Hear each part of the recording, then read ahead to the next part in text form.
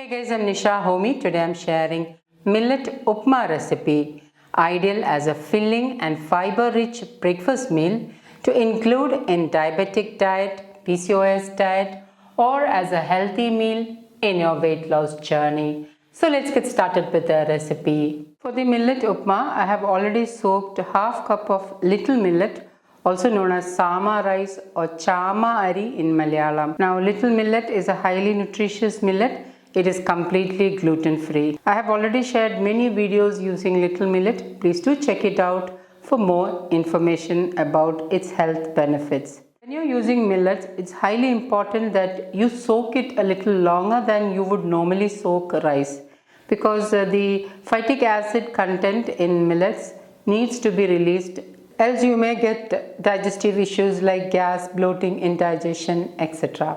So it's always ideal to soak millets a little longer. I would suggest soaking anywhere between 6 to 7 hours would be ideal. So if you're making a breakfast with millet, always plan ahead and soak it overnight. So I have soaked it overnight, close to about 8 hours.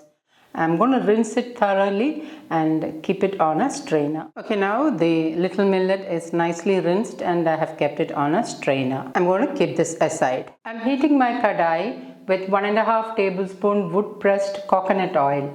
Instead of coconut oil, you can use any locally sourced wood pressed oil of your choice. Remember that healthy cooking is all about using the right quality of oil.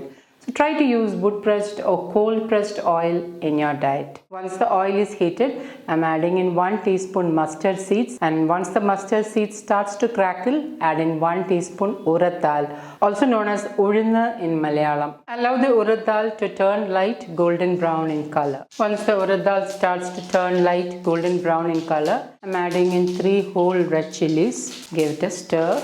Reduce the flame to the lowest, and in 1 medium-sized onion finely chopped, 1 green chilli finely chopped. Green chilli you can increase or decrease as per your taste. 1 inch ginger finely chopped. Give it a good stir and allow the onions to saute until they are transparent. Once the onion starts to turn transparent, add in 1 medium-sized carrot finely chopped, 3/4 teaspoon pink Himalayan salt or as needed, a sprig of fresh curry leaves. I am tearing the curry leaves and adding in so that the flavors are released, and give it a good stir. Add in the strained little millet. Allow it to roast lightly along with the other ingredients for about 3 minutes. Roasting the little millet will help to enhance the flavor and taste. So try not to skip this process. 2 to 3 minutes later, add in 1 cup hot boiling water. Give it a stir and bring this to a boil. And once it starts to boil, cover it with the lid, reduce the flame to the lowest and let it simmer on low flame for about 5 minutes or until it is cooked. About 3 minutes later, I'm just opening the lid. I'm giving it a good mix. There is a little extra moisture in it.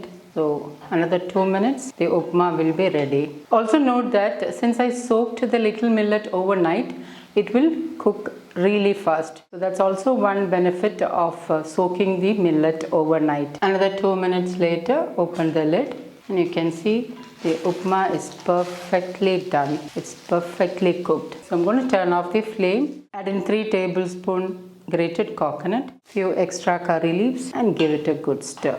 I have turned off the flame. The coconut will get lightly steamed with the residue heat of the cooked upma.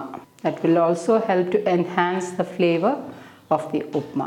And my super healthy little millet upma is ready to serve. So guys, do try this healthy little millet upma and let me know in the comments how it turned out. Thank you for watching, and until next time, take care. Bye-bye.